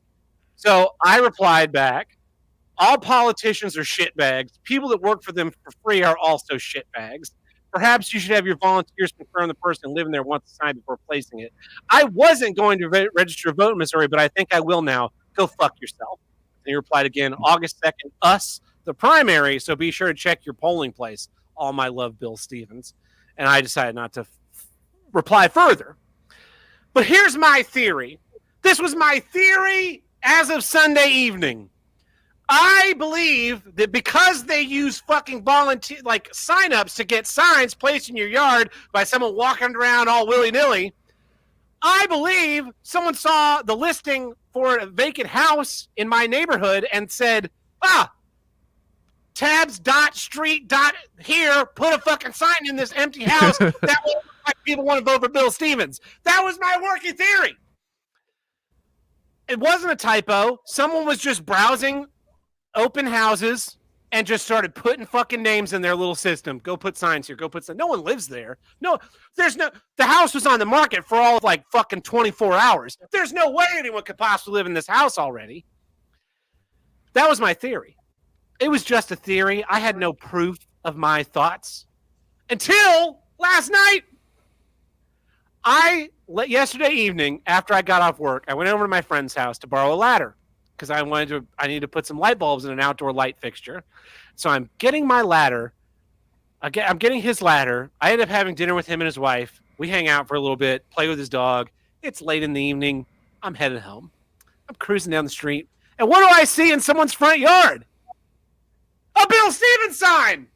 Oh, there are Bill Stevens supporters. And then I take a closer look at the house. And you know what the house had on it? One of those big fucking padlocks they put on front doors of places that are unoccupied that have the keys inside of them so the realtor can come let themselves in at any time. And then I passed another house with a Bill Stevens sign in the front yard. And you know what other sign was also in the front yard? A big fucking for sale sign. Wow. Some fucking member of this Bill Stevens campaign committee is fucking browsing Craigslist and Zillow and Trulia and all the other fucking places where people post vacant properties, writing down the fucking addresses and sending some shitbag volunteer out with a truck full of signs to slap those fuckers down in the yards and pretend like people want to vote for this douchebag. This fucking man bun having, septum piercing douchebag so that he can primary some other worse piece of shit Democrat incumbent fuckface because his job as alderman on the city council is not fucking enough responsibility for one fucking human being. So instead, we're going to have some fake campaign like everybody knows who this fucking piece of shit is.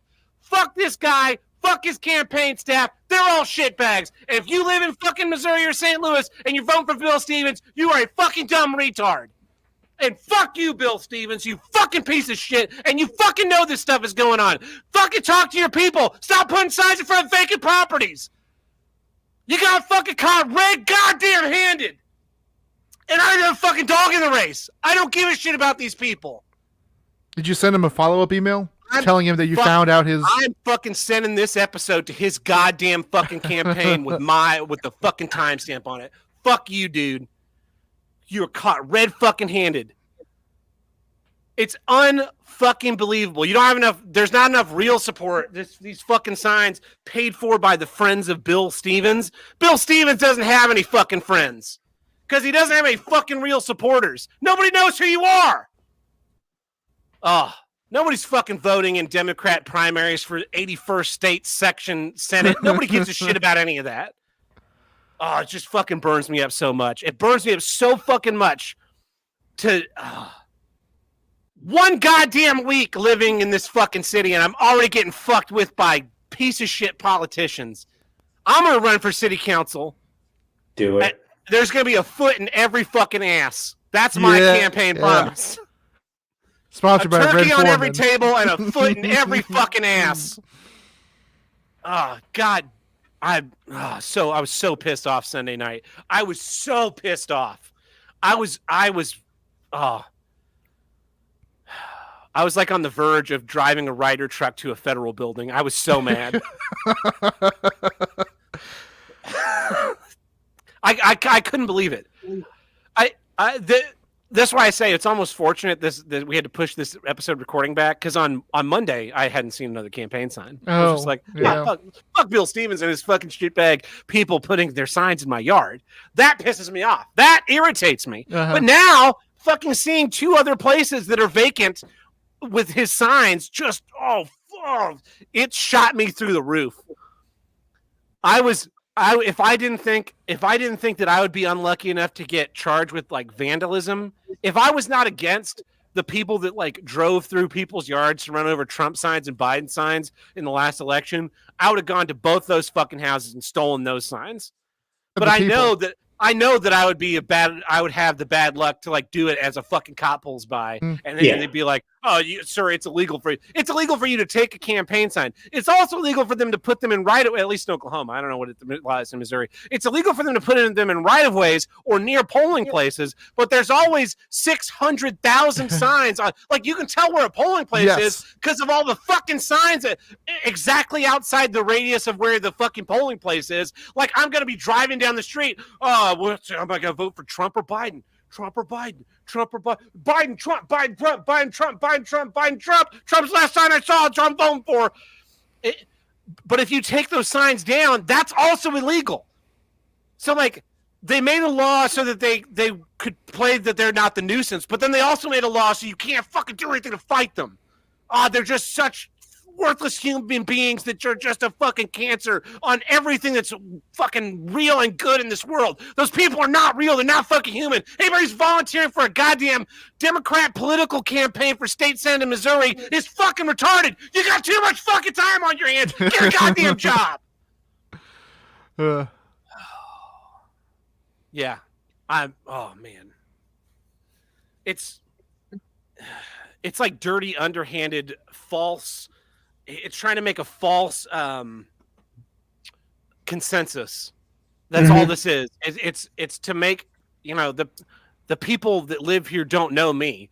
They don't know that I hate politics or that I think that everyone that works for government should be rounded up and put into an ark and sent to Siberia. They just step out their door and see signs and they're like, well, I guess, he does have supporters. Maybe he has some good ideas, because then people are too fucking stupid to look at a platform and figure out what people actually want to do with their lives. Not only that, but here's something that's even more sinister.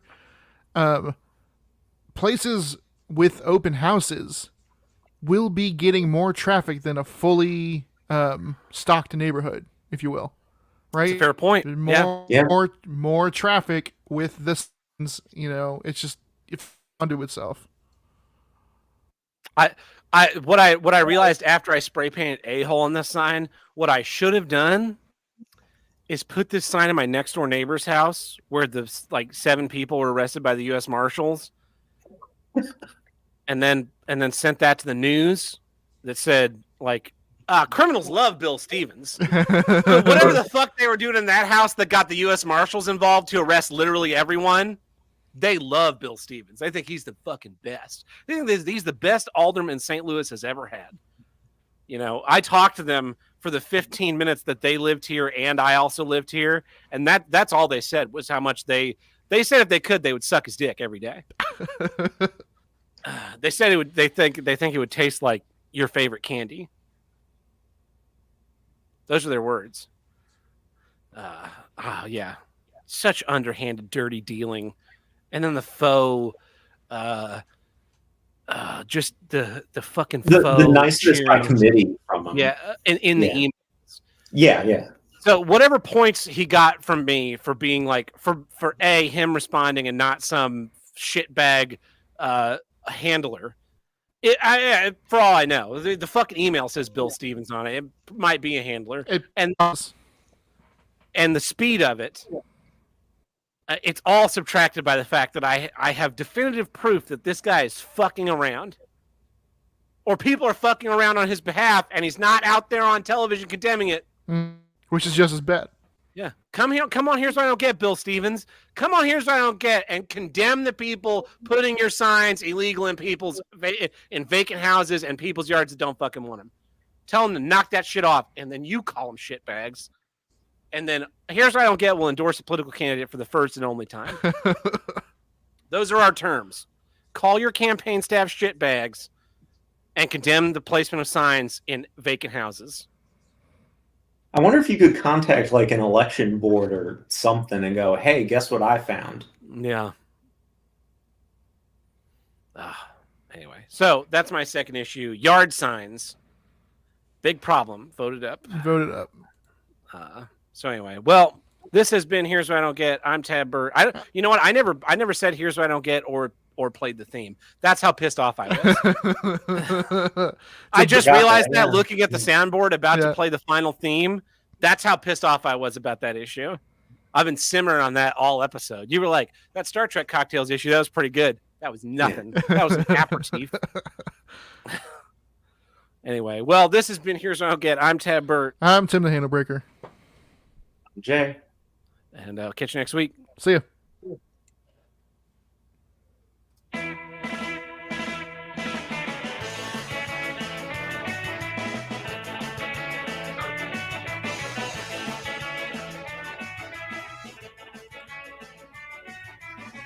If you want to call in, Here's What I Don't Get hotline, call us at 704-750-9434 and tell us what you don't get. Or you can visit us in the Discord under voicemail upload and upload there. I do believe we have some voicemails in the voicemail upload, and I'm going to venture a guess that the like final battle between Sage and literally everyone else is only going to continue further. So here we go. OMG, I'm on. So I am on 293.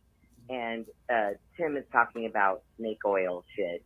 And you guys got to the 5-in-1 that really started the 2-in-1 soap idea. Anyways, as a woman, I'm going to say I do have shampoo and conditioner options and body soap in the shower and then soap on my counter. And my 16-year-old son has a 5-in-1. And that's how life seems to work. Y'all take it easy. Let's talk to you soon. Yeah. 5-in-1s, man. I don't have a 5-in-1. I have too many things.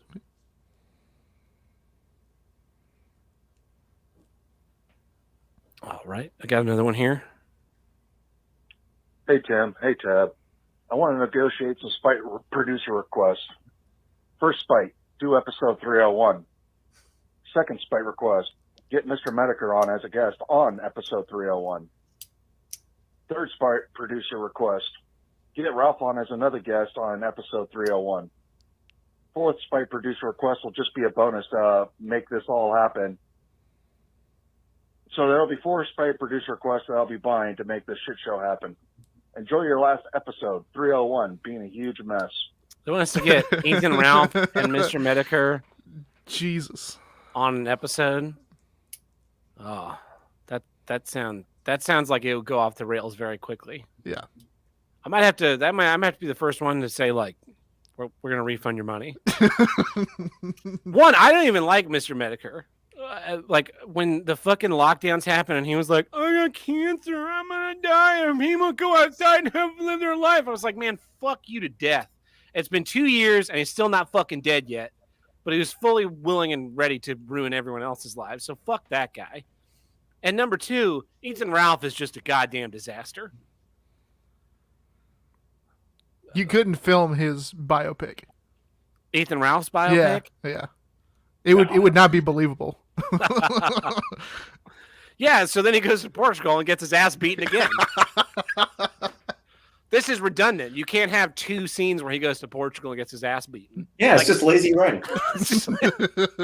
That's what really happened. Like, nah, the second one's got to be somewhere else. He's got to go to Venezuela or something. Got to go to Shanghai and get his ass beaten. He's got to go to Shanghai to get his ass beaten because, you know, we need the Chinese money for the movie. Yeah.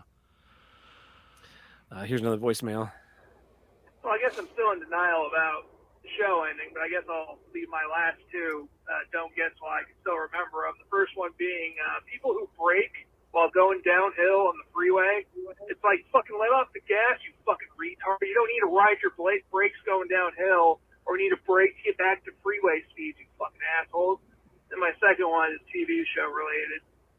And that's, I can't remember what show it was, but it's like, 3 characters in a room or whatever. And they're talking. One of them leaves, walks out the door, closes the door, and then a split second later, one of the characters is like, something like, wow, that guy's a huge faggot. It's like, I know it's a TV show, but it's like, realistically, he just got outside that door, and he could totally hear everything you're saying. So, anyways, it was a great run, and whoever those people fighting with Sage, those are a bunch of faggots, but they're funny to listen to. Yeah, in reality, that guy would walk out the door and you'd be like, that guy's a real fucking faggot, isn't he? Yeah, he is. He is a huge fag. Yeah. The way they shout it. The people braking on the highway, though, that is absolutely infuriating. Like, you let off the gas, you coast down the hill, and then when you, once you decelerate back to highway speed, you put back on the gas. A cop is not going to get you for going downhill. No, there was that speed zone here in St. Louis that we drove through when you were here. That I said, oh, that's a speed trap. That cop is there at the top of this hill to nail people going too fast down the hill. Do you remember that? No. Okay, it was on the way to get Truckin' and Tuckin's rental car. Okay. Anyway, after I dropped you guys off and was on my way back, he had pulled someone over at the bottom of that hill who had probably coasted down that hill too fast. But you could fucking see the cop before the hill started. Sure. That was a good one to ride the brake on. But on the interstate, people will do that. They'll ride their brake down a hill. Like, you're already going 70. What's the difference if you coast up to 74 miles an hour? Yeah.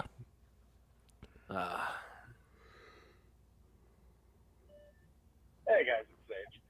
So, to the fucking old fat fuck who works in a fucking pizza shop. Should I just text these guys each other's numbers? Yes. I just copy the one into the other ones and just be like, here's the guy. You guys fucking take care of it. Call someone. We'll send someone with a camera. It'll be great. I have never fucking said that I park in handicap spots. If you're talking about when I said that there are too many fucking parking spots for handicapped people, yeah, that's fucking annoying. I don't park in handicap spots.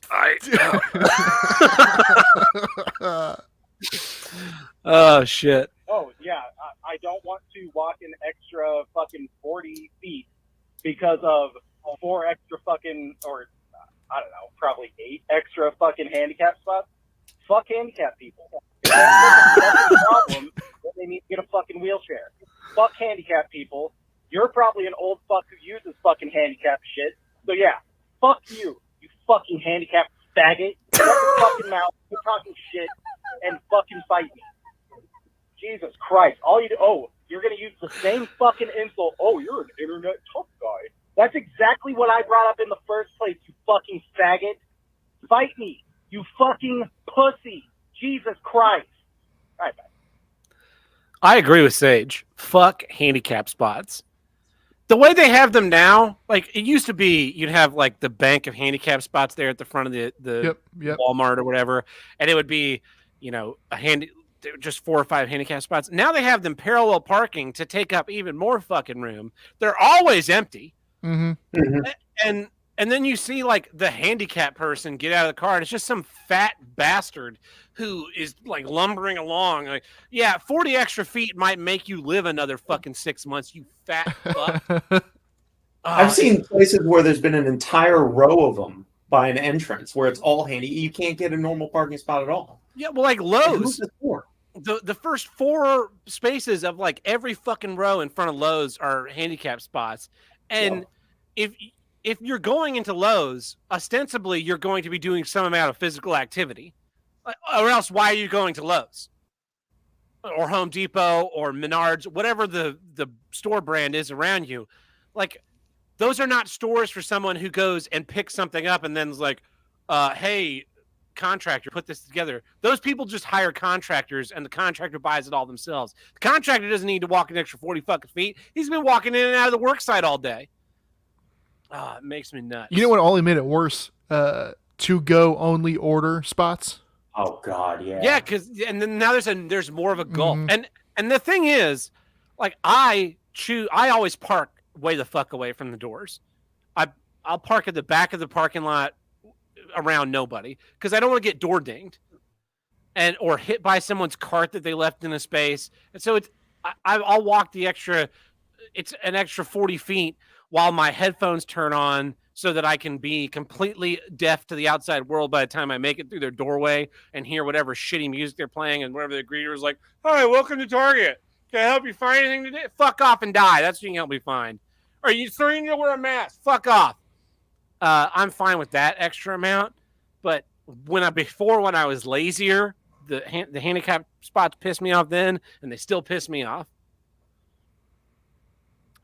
Anyway, put them on a tram or something. Put the handicap spots all the way at the back of the parking lot and just send a fucking tram out there. Put put one of those pressure sensors, where the trigger lights. And when the pressure sensor goes off, you have a customer service associate get on a golf cart, zip out there. Hey, you fat bastard, hop on the back like a set of golf clubs, and then they fucking speed off. Fucking doing a wheelie. Having all the scooters in Walmart then, right? You can just consolidate all of it. Yeah. The guy just drives you. He just drives you. You grab a cart you're pulling backwards, and the guy just drives you up and down the aisles, and you just pull your big fat paws like Wally. They're on those floating chairs. Yeah. And you just I need more Diet Coke because I'm diabetic, but also I need a whole pack of Mega Stuff Oreos. That's just for tonight. Tomorrow night we're gonna dig into the ice cream. Fucking, because then like I have family members who have like actual disabilities, right? We can't get a handicap placard because that person's not driving. Mm-hmm. So it's like, just the whole fucking thing's stupid. Hey guys, in regards to the upcoming boxing event for Here's What I Don't Get, I'm sure everybody's wondering about the card and who is going to be Andy's opponent. I mean, I've had a lot of beefs over the years, so who could it be? But I mean, if you really stop and think about it, there's only one obvious choice. No question about it. So I'm going to make it official. I challenge you, gingerbread girl. You better pull up your short pants, girl. You can get your ass kicked. Who's gingerbread girl? No idea. No clue. Well, he either called into the wrong podcast, or it's a really, really deep cut. It's got to be a really deep cut. We are not good enough fans of our own show to know who the fuck he's talking about. Man. Yeah, I'm at a loss. I got nothing. Well, here's our final voicemail for the week. And I've got a spoiler alert for you. It's about the upcoming title card match. Well, Sage, you proved my point about you being really, really lazy. I couldn't have made it any easier for you. Also, You don't even know what an example is. Amazing.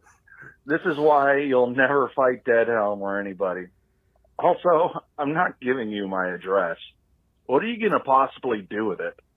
Send me a card in the mail telling me to go fuck myself? Let's say if you were to actually get off your lazy ass and come here, the most you'll do is piss on my doorstep, ring the doorbell, and run away giggling like a little girl. You're lazy. You told us all about it on the show. You told us how you do not like to do your job and you are mad at others for not doing it for you. You're lazy. That's why you have back pains. Plus, Sage, why would I kill myself? I have a great job. I mean, 2 great jobs. Also, great news. I got the job at the cigar bar. Oh, Yeah, that is good news. Tim, I did listen to that episode with Sage in it, and you were right to tell me to do it. At the time when I listened to it, I was depressed. But when I finished that episode, my depression was gone. I was reminded that my life could be a lot worse. I could be Sage.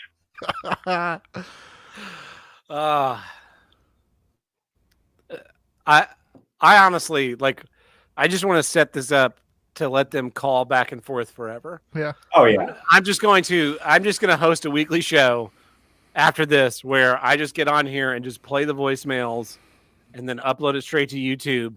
Let them watch the voicemails and then call it and leave the voicemail for the next week. Ooh, poor timing on Sage is about how he doesn't want to walk past the handicap spots when the other voice was talking about how lazy he was. Poor choice there, Cotton. Yeah, color commentary on voicemails. We should do an episode with both of them, get them both on video. Do it. Well, that's our episode for this week. Thank you, everybody, for tuning in. Only a few more weeks left. And if Tim's internet gets improved, he'll have video next time. Yeah. We'll see. Here's I think we've come to a breaking point on Tim's internet, though. Yep. I was about to buy Tim's internet. I was this close to just ordering internet, having like an AT&T guy would just show up at your door and be like, "Yeah, I'm here to install AT&T internet. Is Tab Burt here?" Yeah, come on in. What did he pay for? A gigabit? Fucking sounds great. Yeah, that's happening this week. Yeah. So. Bing bong. Anyway. Well, thank you everybody for listening. Thanks Jay for joining us. Thanks for having me. Appreciate it. One of the things we didn't mention at the top of the show. So Monday when we were like trying to get Tim's internet figured out, Jay and I just hung out in StreamYard and chatted for like the better part of 2 hours. So that's usually don't get to do that with guests. Normally it's like, hey, here's the intro. Yeah. Good luck. Which is honestly Tim and I's favorite part of having guests on. Yeah. Because we're like, here's the intro. Good luck. And they're like, hello and welcome to Here's What I Don't Get from north to south. Like it seems very simple, but then you start to right. Like, oh no. So in any case, until next time.